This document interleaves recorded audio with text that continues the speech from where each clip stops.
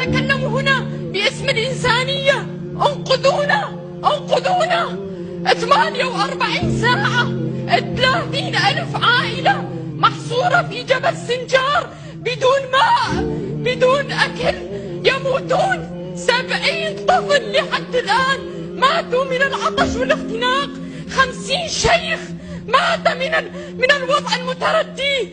نساؤنا تسبى كجاريات مهمة، وأن من يضحي منكم في سبيل الدفاع عن بلده وأهله وأعراضهم فإنه يكون شهيدا إن شاء الله تعالى.